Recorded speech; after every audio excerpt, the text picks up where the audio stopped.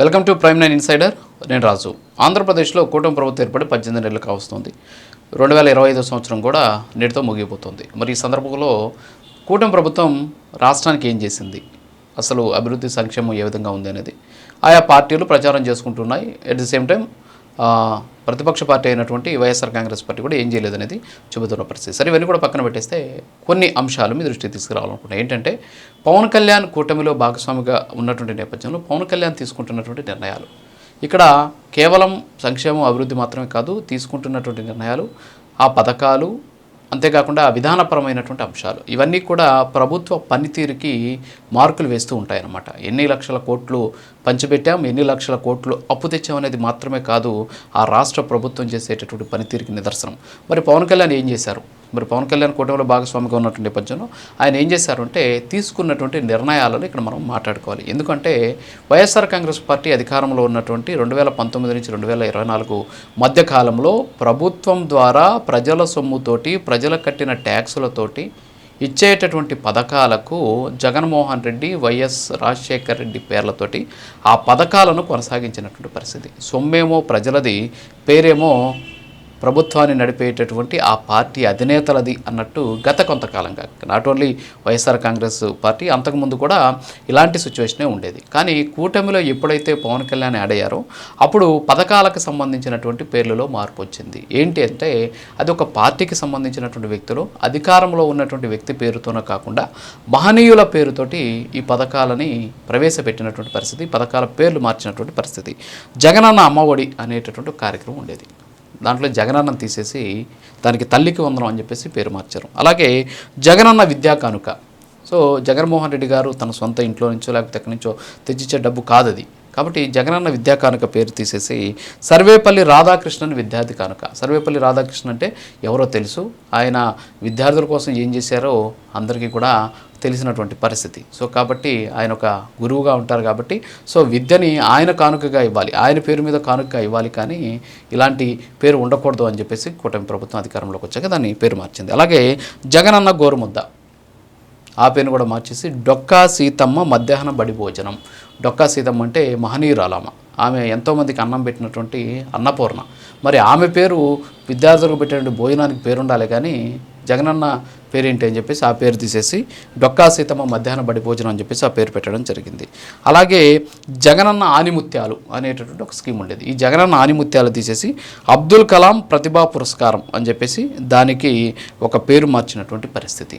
అబ్దుల్ కలాం ఆయన ప్రతిభా పురస్కారాలు, ఆయన నిజంగా ఆయన జీవితం అంతా కూడా ఏం చేశారో తెలుసు కాబట్టి దానికి ఆ పేర్లు మార్చారు. అలాగే జగనన్న విదేశీ విద్యా దీవెన, దానికి అంబేద్కర్ ఓవర్సీస్ విద్యానిధి అనేట ఆయన పేరుని మార్చినటువంటి పరిస్థితి.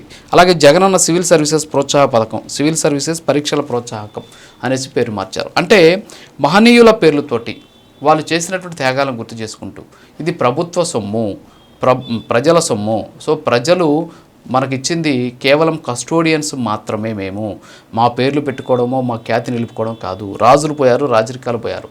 గతంలో మనం చూసాం, రాజులు ఉన్నటువంటి సందర్భంలో విజయ చిహ్నాలు, విజయ స్తూపాలు, అలాగే వాళ్ళ పేర్ల మీద అగ్రహారాలు, వాళ్ళ పేర్ల మీద పెద్ద పెద్ద కార్యక్రమాలు చేసినటువంటి పరిస్థితి ఉంది. ఎందుకంటే ఆ రాజు పరిపాలించాడు, అది రాచరికం. కానీ ఇప్పుడు మనం ఉండేది ప్రజాస్వామ్యం.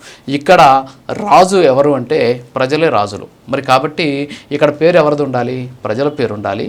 అంతేగాని మహనీయుల పేరు దేశానికి ఏం చేశారో అలాంటి మహనీయుల పేర్లు ఉండాలి తప్ప ప్రభుత్వంలో ఉన్నటువంటి వాళ్ళ పేర్లు, ఎవరైతే పాలకులు అని చెప్తున్నారో వాళ్ళ పేర్లు ఉండకూడదు అని చెప్పేసి ఈ నిర్ణయం తీసుకోవడం జరిగింది. అద్భుతమైనటువంటి నిర్ణయం. దీన్ని పక్కన పెడితే గత ప్రభుత్వ హయాంలో నాకు తెలిసి దగ్గర 89 మంది సలహాదారులు ఉండేవారు. ఈ 89 మంది ఎవరు అనేది నేను మీకు చెప్పాల్సిన అవసరం లేదు, అందరూ కూడా తెలుసు.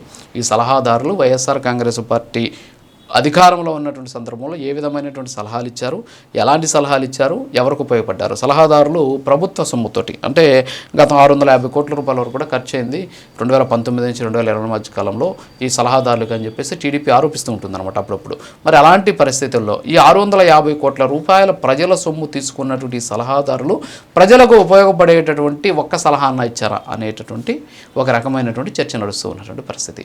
మరి ఇంతమంది సలహాదారులను పెట్టుకొని పాలన చేయాలి చేయాల్సినటువంటి అవసరం ఏంటి, వాళ్ళు ఎవరు సలహాదారులకు అనేది ఒక రకమైనటువంటి ఒక నిర్ణీతమైనటువంటి ఒక అర్హత ఉంటుంది. సో ఆ అర్హత ఉన్న వాళ్ళంతా కూడా ఇక్కడ సలహాదారులు అయ్యారా, సలహాలు ప్రజల కోసం ఇచ్చారా, పార్టీ కోసం ఇచ్చారా, జగన్మోహన్ రెడ్డి గారి కోసం ఇచ్చారా అనేది కూడా తెలుసుకోవాల్సినటువంటి సిచ్యువేషన్. కానీ ఇప్పుడు చూస్తే మనం ఆ సలహాదారులందరినీ కూడా తొలగించేసి రాజకీయ ప్రమేయం లేనటువంటి వాళ్ళకి అవకాశాలు కల్పిస్తున్నారు. ఫర్ ఎగ్జాంపుల్ చాగంటి కోటేశ్వరరావు గారు, అలాగే ఇంకొక ఆయన Chunduru Seetharamanjaneya Prasad, at the same time Mantena Satyanarayana Raju, వీళ్ళంతా కూడా ఏదో చేయాలి అనేటటువంటి ఒక ఉద్దేశంతో సొసైటీలో ఏదో కార్యక్రమాలు చేస్తున్నారు. వీళ్ళకి రాజకీయాలకి సంబంధం లేనటువంటి వ్యక్తులు, మరి వీళ్ళని ప్రస్తుతానికి సలహాదారులుగా నియమిస్తూ ఉన్నటువంటి సిచ్యువేషన్ ఉంది. సో ఈ విధమైనటువంటి చర్యలు అంటే ప్రభుత్వం తీసుకునేటటువంటి విధానపరమైనటువంటి నిర్ణయాల ద్వారా రాష్ట్రం ఏ విధంగా అభివృద్ధి చెందుతుంది అనేది కూడా ఆధారపడి ఉంటుంది. అది కూడా ఆ రాష్ట్రంలో ఉన్నటువంటి ప్రభుత్వ పనితీరుకి నిదర్శనం అనేటువంటి విషయం దీని ద్వారా మనకు తెలుస్తుంది. ఇదంతా కూడా ఎలా సాధ్యమైంది? పవన్ కళ్యాణ్ గారి వల్ల సాధ్యమైంది. పవన్ కళ్యాణ్ గారు కూటమిలో భాగస్వామిగా ఉండడం, at the same time Pawan Kalyan గారికి చంద్రబాబు నాయుడు అంత స్థాయిలో ప్రాధాన్యత ఇవ్వడం, ఎట్ ది సేమ్ టైం కలిసి వెళ్ళడం. ఇటీవల మనం చూసాం పోలవరంకి పొట్టి శ్రీరాములు గారి పేరు పెడితే బాగుంటుంది అని చెప్పేసి ఒక నిర్ణయం తీసుకోవడం జరిగింది. తన మనసులో మాటని పవన్ కళ్యాణ్ గారు కూడా బయట చెప్పినటువంటి పరిస్థితి. మరొక పేరు కూడా పెడితే బాగుంటుంది అనేటటువంటి సూచన కూడా బీజేపీ నుంచి కూడా వ్యక్తమవుతూ ఉన్నటువంటి పరిస్థితి. సరే, ఏదైనప్పుడు కూడా మహనీయుల పేర్లు పెట్టాలి అనేటువంటి ఆలోచన పవన్ కళ్యాణ్ గారికి వచ్చింది.